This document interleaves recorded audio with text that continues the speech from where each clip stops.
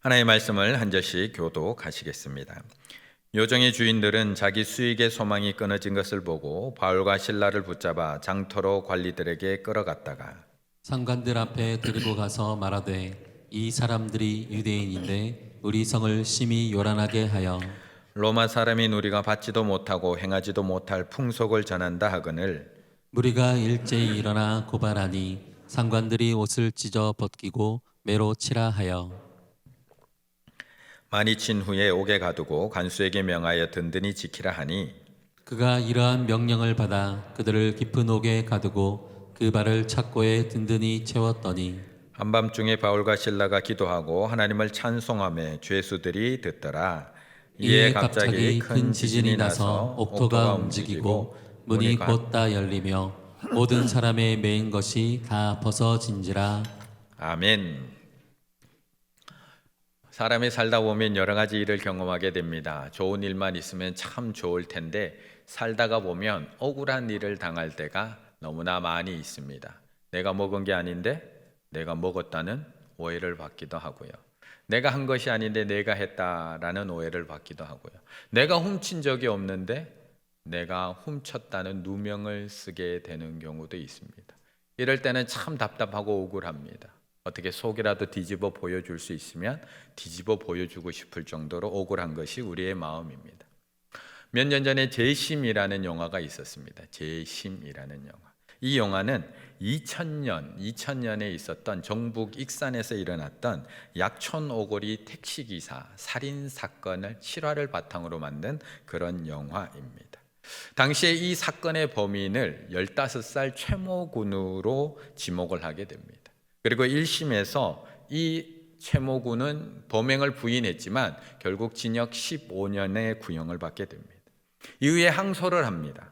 하지만 결국 그 항소를 하는 과정 속에서 이 최모군이 15살 최모군이 자신의 죄를 시인하게 됩니다. 그리고 최종적으로는 징역 10년의 선고를 받고 감옥에서 복역을 하게 됩니다. 어디 한 곳 하소연할 것 없었던 15살 소년, 너무나 가난해서 어디다가 이야기할 수도 없었던 한 소년의 이야기. 결국 10년이 지나서 25살이 되어서야 이 청년은 석방이 되고요. 2016년에 박준영 변호사를 만나서 재심을 청구하게 됩니다. 결국 2016년 11월 17일 날 결국 광주고법에서 이 최모군을 무죄로 다시 선고하게 됩니다. 얼마나 억울했을까요? 아무것도 한 짓이 없는데, 아무것도 모르는 15살 소년인데 현장에 있었다. 현장 인근에서 커피 배달을 하다가 그 장면을 처음 목격했다. 최초 목격자라는 이유만으로 결국에는 용의선상에 오르고 결국 3일간의 고문 끝에 이렇게 자백을 해서 10년 동안 감옥에서 징역살이를 하게 됩니다. 그는 이렇게 이야기를 합니다. 내가 살인자란 증거도 없었고 폭행을 당하며 억지로 잘못했다고 말해야 했다. 지난 10년이 너무 억울했다. 지난 10년 너무 억울했다. 어찌 억울하지 않을 수가 있겠습니까? 나는 아무것도 한 것이 없는데 이렇게 끌려가서 고통을 당해야 하고 한 사람의 인생이 완전히 망가지는 사건입니다. 한 집안이 완전히 풍비박산 나는 그런 사건입니다. 아무것도 하지 않았는데 고통을 당해야 하고 아무것도 하지 않았는데 얼마나 억울할까요? 그런데 이거보다 더 억울한 사람이 있다면, 이거보다 더 억울한 사람이 있다면, 아무것도 하지 않았는데 이런 고난을 받는 사람도 억울하지만 이거보다 더 억울한 사람이 있다면 좋은 일을 했는데 도리어 억울한 일을 당하는 사람, 고난을 당하는 사람은 더 억울합니다. 아무것도 하지 않았는데 당하는 누명도 억울한데 내가 열심히 좋은 일을 하고 착한 일을 했음에도 불구하고 살리는 일을 했음에도 불구하고 도리어 끌려가서 옷이 찢겨지고 두들겨 맞고 옥에 갇힌다면 이보다 더 억울한 일이 어디 있을까요? 오늘 본문의 이야기가 그 이야기입니다. 오늘 본문의 이야기가 그냥 읽고 지나가면 그러려니 하는 이야기지만 그렇게 억울한 이야기가 나오고 있습니다. 18절의 말씀 함께 읽습니다. 18절 이같이 여러 날을 하는지라 바울이 심히 괴로워하여 돌이켜 그 귀신에게 이르되 예수 그리스도의 이름으로 내가 내게 명하노니 그에게서 나오라 하니 귀신이 즉시 나오니라. 아멘. 바울과 실라가 빌립보라는 도시에 도착을 합니다. 그리고 루디아라는 자주 옷감 장사, 비단 장사를 만나서 그 가정에 머물게 됩니다. 이 바울로 인해서 그 가정은 구원을 받았고 이제 바울은 그 집에 머물면서 거기서 생활하게 됩니다. 그러던 어느 날 바울과 실라는 기도처에 기도하러 가게 됩니다. 그런데 가는 길에 귀신 들려서 점치는 여종을 만나게 됩니다.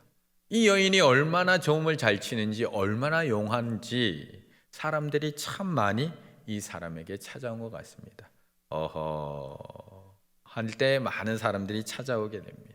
16절에 보면 이렇게 얘기합니다. 그 주인들에게 큰 이익을 주는 자라지라.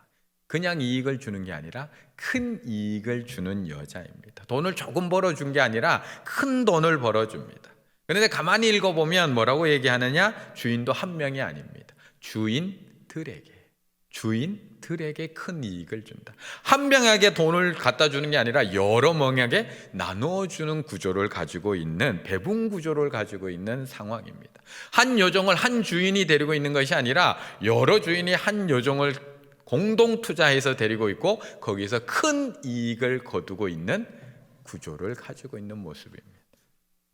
이런 용한 점쟁이 여종, 그 여종이 바울을 따라다니면서 외칩니다. 이 사람들은 하나님의 종입니다. 구원의 길을 전하는 사람입니다. 이 사람들은 하나님의 종입니다. 구원의 길을 전하는 사람입니다. 한 번 하면 좋을 텐데 계속 따라다니면서 외칩니다. 기도하는 길로 갈 때마다 따라다니면서 외칩니다. 끝까지 따라다니면서 외칩니다. 힘들었던 바울이 결국에는 그 여인에게 이렇게 외칩니다. 예수 그리스도의 이름으로 내가 내게 명하노니 그에게서 나오라. 결국 바울이 그렇게 외치자 그 여인에게서 귀신이 떠나가게 됩니다. 좋은 일인가요? 나쁜 일인가요? 잘한 일인가요? 못한 일인가요? 좋은 일 아닌가요? 한 영혼 살린 것 아닌가요? 어느 아버지는 귀신 들린 자신의 아들을 살리기 위해서 예수님한테 데리고 왔다가 예수님 없어서 제자들에게 기도받고 제자들이 못 고치자 예수님한테 또 기도받았던 이야기도 등장을 합니다. 한 어머니는 자신의 귀신 들린 딸을 고치고자 수로보니게 여인이 예수님에게 나와서 괴 취급받으면서도 내 딸 귀신 들린 거 고치려고 그렇게 간청하며 그 딸을 고쳤던 것이 한 어미의 모습입니다. 그런데 오늘 이 여종은 너무나 쉽게 떠나갔습니다. 너무나 쉽게 고쳐졌습니다. 바울의 그 말 한마디도 다 치유되었고 귀신은 내어 쫓겼고요. 한 생명이 살아났습니다. 좋은 일 했는데 그런데 도리어 고난이 찾아옵니다. 억울한 일 찾아옵니다. 22절의 말씀 함께 읽습니다. 무리가 일제히 일어나 고발하니 상관이 옷을 찢어 벗기고 매로 치라 하여. 아멘. 그냥 억울하게 오게 갇힌 수준이 아니라 옷을 찢고 매로 때리고, 근데 그냥 때리는 것이 아니라 23절 많이 친 후에 죽을 만큼 때렸다는 겁니다. 그리고 옥에 가두는데 그냥 옥이 아니라 깊은 옥에 가둡니다. 얼마나 억울할까요? 지금 이 상황이 얼마나 답답할까요? 25절에 그 상황을 한 단어로 표현합니다. 25절 함께 읽습니다. 한밤중에 바울과 실라가 기도하고 하나님을 찬송하며 죄수들이 듣더라. 아멘.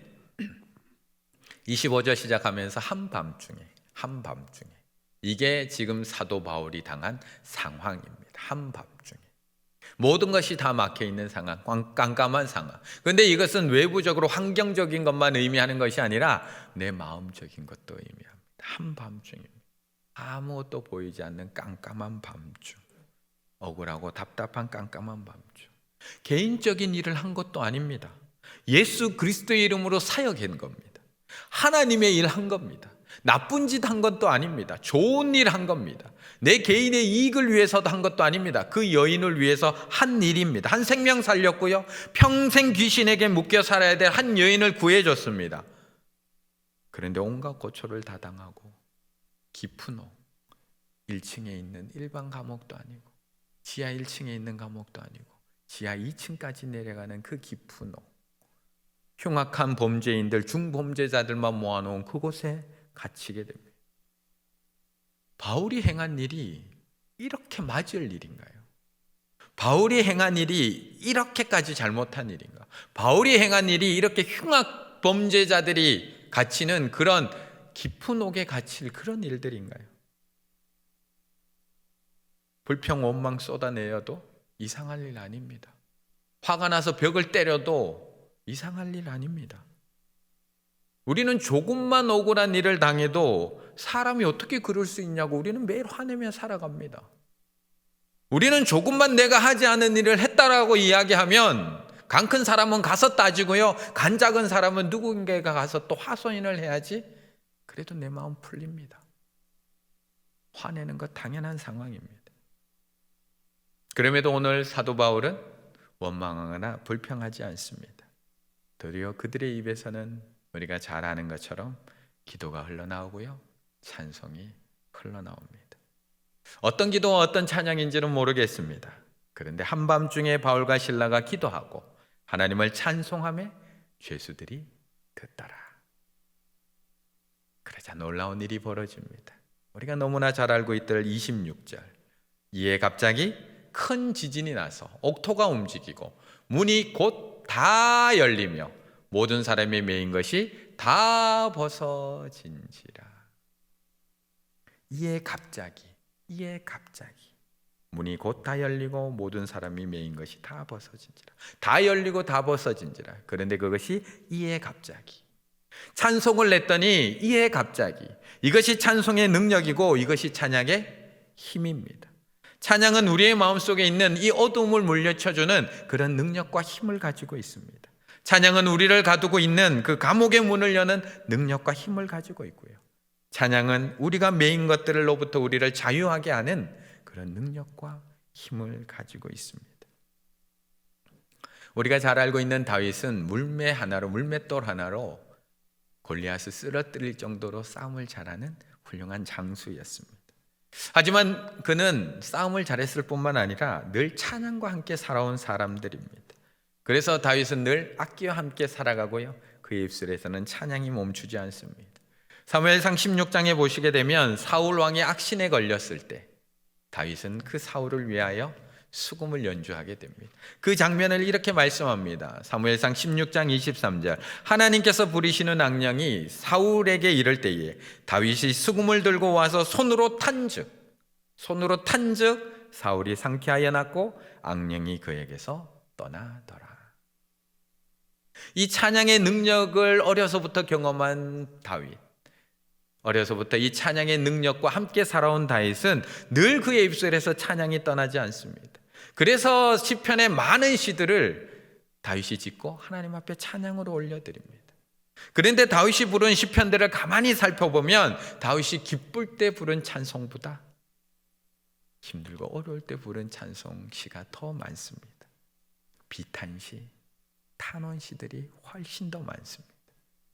광야에서 도망 다닐 때, 블레셋에서 망명해갖고 침 질질 흘리며 도망칠 때, 아들 압살롬에게 도망치며 도망 다닐 때 찬양한 시들, 원수들이 사망으로 둘러쌌을 때, 죽음이 바로 앞에 한 걸음까지 다가왔을 때, 사울에게 쫓겨서 엔기디굴 아둘람굴로 숨어 있을 때 그곳에서 깜깜한 동굴 안에서 지은 하나님을 찬양하는 시들이 훨씬 더 많다는 겁니다. 찬양은 즐겁고 기쁠 때도 불러야 하지만 어쩌면 힘들고 고통스러울 때 더 많이 불러야 합니다. 옷이 찢어지고요, 매로 맞고요, 깊은 옥에 갇히고요, 발에 착고가 차인 한밤중과 같은 상황 속에 우리 입술에서는 찬양이 끊어져서는 안 될 줄로 믿습니다.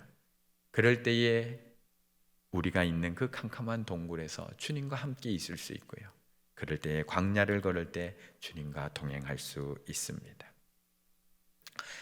그런데 오늘 본문에서 재미있는 것은 바울과 실라가 도망가지 않았다는 겁니다. 28절의 말씀 함께 읽습니다. 28절. 바울이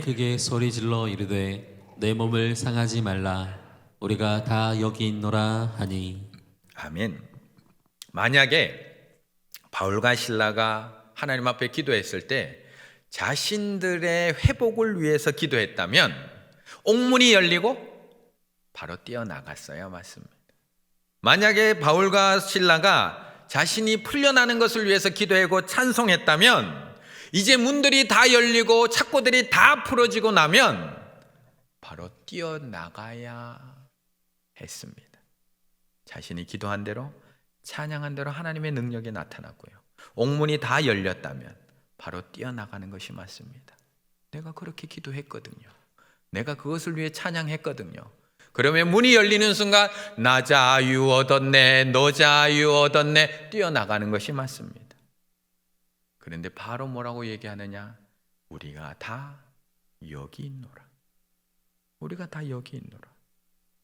자신들만 일상으로 돌아가지 않았습니다. 감옥에 있는 죄수들이 어떻게 되든, 감옥에 남아있는 간수가 어떻게 되든 내 문제만 해결되면 되지, 나만 회복되면 되지, 나만 일상으로 돌아가면 되지, 그냥 그들을 내버려 두고 돌아갔던 것이 아니라 그들은 그 자리에 그대로 남아 있습니다. 아니, 조금 더 정확하게 얘기 드리면, 만약에 바울의 목적이 돌아가는 것이, 일상으로 돌아가는 것이 목적이었다면 처음부터 이 감옥에 들어올 필요가 없었습니다. 바울은 이 감옥에 안 들어올 수 있었던 사람입니다. 37절의 말씀에 보면 바울이 이렇게 풀려나면서 고백합니다. 바울이 이르되 로마 사람인 우리를 죄도 정하지 않고 공중 앞에서 때리고 옥에 가두었다가 이제는 가만히 내보내고자 하느냐 라고 따집니다. 쉽게 얘기하면 나 로마 사람이야, 나 로마 시민이야. 그런데 니들이 재판도 없이 나 때렸어? 재판도 없이 나 여기 데려왔어? 이제 이야기하고 있는 겁니다. 석방되는 상황에서 이야기하고 있는 겁니다. 너희들이 말도 안 되는 짓을 했다는 겁니다. 감옥에 안 들어왔어도 된다는 겁니다. 막기 전에, 들어오기 전에 나 로마 시민입니다 한마디만 했으면 여기 안 들어왔어도 되는 사람입니다. 바울이 맷집이 좋아서 그냥 막고 있었을까요? 감옥에 있는 것이 좋아서 그냥 조용히 감옥 깊은 옥 안에 갇혀 있었던 것일까요? 만약 자신들의 일상에 회복되는 것이 그것만이 목적이었다면 처음부터 로마 시민인지 밝혔으면 아무런 문제 없습니다. 굳이 깊은 감옥 안에 들어와서 이 고생할 필요가 없는 사람들입니다. 아니, 그 전으로 또 돌아가 보면, 그 전으로 더 돌려보면 바울은 빌립보로 오지 않아도 될 사람입니다. 왜 굳이 빌립보로 왔을까요? 사실 바울은 처음부터 이곳에 오고 싶은 마음이 없었습니다. 바울이 가고 싶었던 것은 내가 1차 선교 여행을 하면서 교회를 세워놓았던 소아시아 지역입니다. 이미 세워놨던 교회들이 든든히 서고 있습니다. 부흥되고 있다는 소식이 옵니다. 수가 날마다 늘어나니라. 수가 날마다 늘어나니라. 바울은 그쪽으로 가고 싶었습니다. 내가 세워놓았던 교회, 부흥하고 있는 교회, 잘 되고 있는 곳, 그곳이 가고 싶었습니다. 그런데 예수의 영이 허락하지 아니하니라. 우리는 나만 평안히 살아가고 나만 잘 되는 곳에 가서 아무런 문제 없이 살면 참 좋겠습니다. 솔직히 돈만 좀 있으면, 요즘 재벌들이 섬 하나 사서 이렇게 들어가 있는 것처럼 돈이 없어서 그렇지, 돈만 좀 있으면 거기 좀 들어가서 한 달 정도 살고 나오는 것도 괜찮을 것 같습니다. 그런데 돈이 없기도 하지만 주님이 아니라고 하십니다. 허락하지 아니하시니라. 16장 7절 무시아 앞에 이르러 비두니아로 가고자 애쓰되, 사울은 애씁니다. 빌립보로 가고자 애썼던 것이 아니라 소아시아로 가고자 애쓰되 예수의 영이 허락하지 아니하시는지라. 우리는 내 일상만 회복되면 되는 사람이 아닙니다.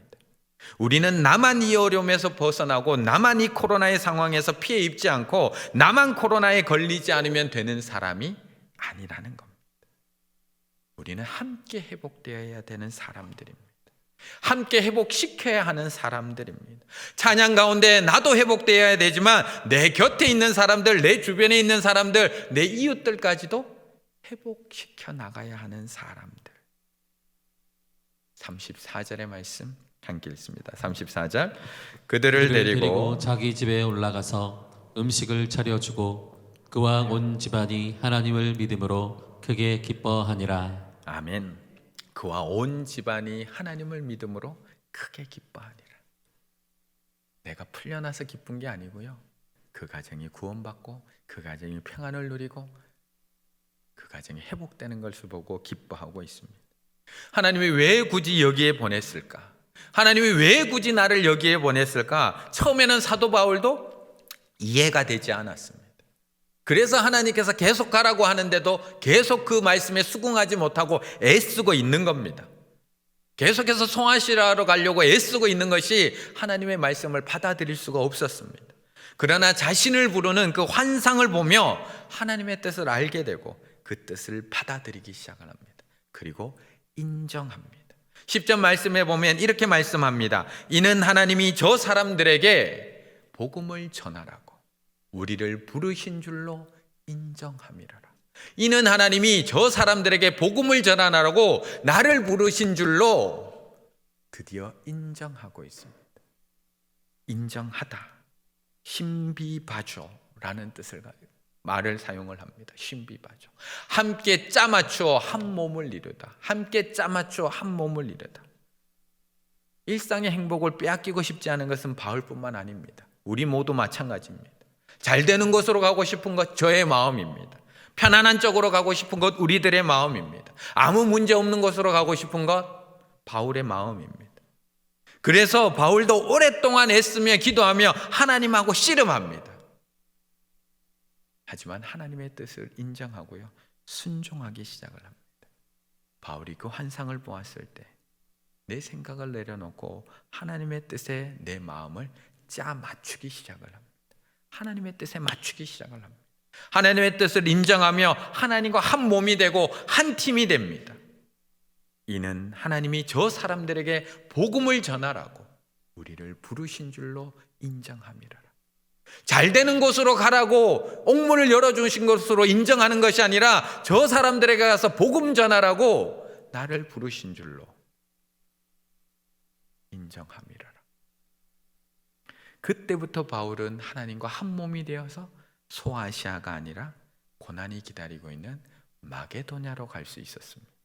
그때부터 바울은 하나님과 한 몸이 되어서 들어가지 않아도 될 감옥도 들어가고 있습니다.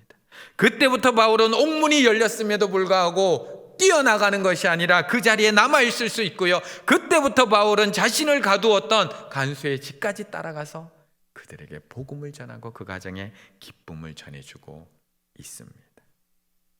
바울과 실라는 어쩔 수 없이 억울하게 감옥에 간 것이 아니라 하나님이 저 사람들에게 복음을 전하라고 우리를 부르신 줄로 인정하고 그곳에 들어가 있습니다. 그래서 그들은 그곳에서도 찬양할 수 있습니다.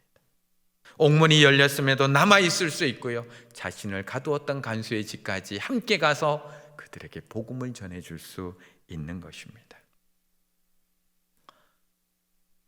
다음 주는 우리 충일교회 창립 46주년 46번째 생일입니다.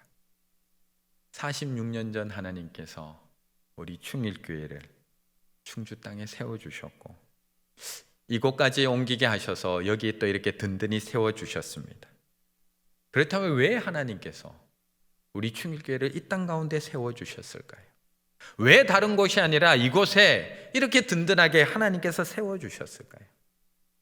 우리만 행복하고 우리만 평안하고 우리만 찬양의 기쁨을 누리고 그렇게 너희들끼리 행복하게 살라고 교회를 만들어 주셨을까? 세워주셨을까요? 왜 우리를 충일교회로 불러주셨을까요? 왜 저를 불러주셨고 왜 우리를 성도로 불러주셨고 집사로 불러주셨고 안수집사 권사로 불러주셨고 왜 장로님으로 여기에 불러서 이렇게 든든히 세워주셨을까요? 지난 3월에는 우리 교회에서 지금은 일상회복을 위한 기도회를 진행하고 있지만 지난 3월에는 코로나 확산 방지를 위한 기도회로 계속해서 진행을 했습니다. 그때 진행하는 도중에 제가 말씀을 전하다가 독일 의사의 편지 하나를 짧은 부분을 소개해 드린 적이 있습니다. 한 권사님께서 저에게 카톡으로 전달해 주셔서 제가 내용을 보고 그 중에 감동적인 부분이 있어서 한 단락만 이렇게 전달해 드렸는데요. 오늘은 그 내용의 뒷부분, 조금 다른 내용을 함께 나누어 보려고 합니다. 이태리에 있는 롬바르다이의 한 병원에서 근무하고 있는 독일 의사 율리안 우어반 씨가 보낸 그런 편지 내용입니다.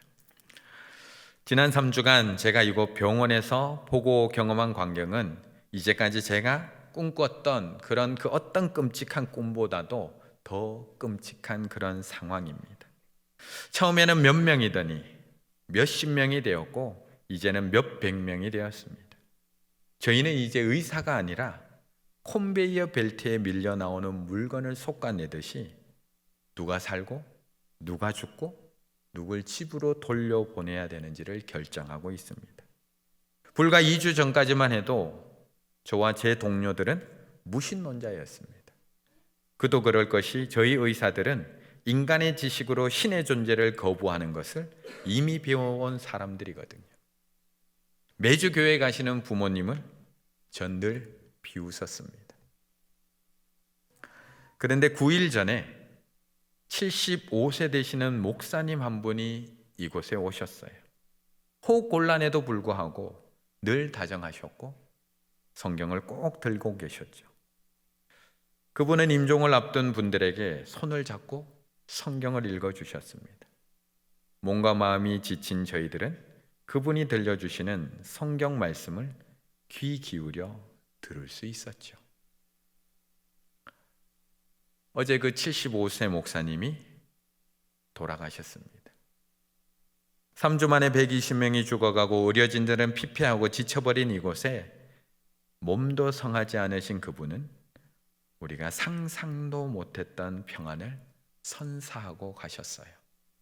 그 목사님은 주님 품으로 가셨고 우리도 곧 그분을 뒤따라 가겠죠. 전 벌써 6일째 집에 가지도 못했고요. 언제 식사했는지 기억도 나지 않습니다. 그리고 제가 이 땅에 필요한 존재인가? 라는 의문도 생깁니다. 하지만 마지막 숨 쉬는 순간까지 전 다른 생명을 돕겠습니다. 질병과 고통으로 죽어가는 사람들로 둘러싸인 이 순간에도 전 행복합니다. 전 행복합니다. 전 하나님께 다시 돌아갈 수 있으니까요. 75세 목사님께서 코로나에 걸려서도 성경을 놓지 않습니다. 그 목소리에는 평안함이 떠나가지 않습니다. 그 입에서는 찬양이 멈추지 않습니다. 왜요? 왜요? 하나님이 왜 나를 여기에 보내셨는지 그 이유를 알기 때문입니다. 나의 일상을 회복하는 것이 목적이 아니라 저들의 일상을 회복시켜주는 것, 저들에게 찬양의 기쁨을 경험하게 해주는 것, 하나님의 평안을 저들로 인하여 맛보게 해줄 수 있는 것, 그것이 나를 보내신 이유인 것을 알기 때문입니다.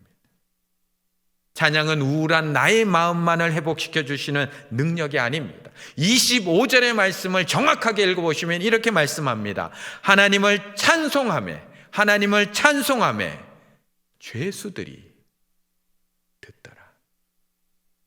하나님을 찬송하며 하나님이 듣더라. 당연히 하나님 들으시죠. 하나님을 찬송하며 죄수들이 듣더라. 찬양은 갇혀있는 나의 옥문만을 여는 것이 아니라 듣고 있는 죄수들의 모든 옥문과 모든 착고들을 풀어 자유하게 해줍니다. 찬양은 죄수들뿐만 아니라 죽으려고 하는 간수의 가정에까지도 구원의 기쁨을 전해주고 있는 것입니다. 오늘도 찬양을 통해 한밤중과 같은 캄캄한 우리의 심령 가운데 하나님의 빛이 임하게 될 줄로 믿습니다. 오늘도 찬양을 통해 땅이 흔들리고 우리를 가두고 있는 그런 옥문들이 열릴 줄로 믿습니다. 오늘도 찬양을 통해 우리를 묶고 있는 쇠사들은 다 끊어질 것이고 착고들은 풀어질 줄로 믿습니다. 하지만 그 찬양이 나의 찬양만 되어서 되는 것은 아닙니다. 나의 일상만 회복시켜서는 안 됩니다. 하나님께서 우리를 이곳에 보내신 이유는, 이 땅에 충일교회를 세워주신 이유는 찬양을 통해 나만 그 기쁨을 누리라고 보내주신 것이 아니라 우리의 찬양을 듣고 저들에게까지도 그 구원의 기쁨과 평안과 그 능력이 전해지기를 원하고 계신 것입니다. 오늘 저녁 성정들 찬양축제 그 시간을 통해서 먼저 내 심령 가운데 그 찬양의 기쁨이 회복되시기를 바라겠습니다. 내 입술에서 다시 찬양이 넘쳐나시기를 바라겠습니다. 내 영혼이 찬양으로 충만해지시기를 바라겠습니다. 그리고 그 넘쳐나는 찬양의 기쁨으로 나의 가정과 이웃과 내가 서 있는 그 자리를 놀라운 찬양의 기쁨으로 회복시켜 나가실 수 있는 우리 충일의 가족들 다 되시기를 간절히 바라겠습니다. 기도드리겠습니다.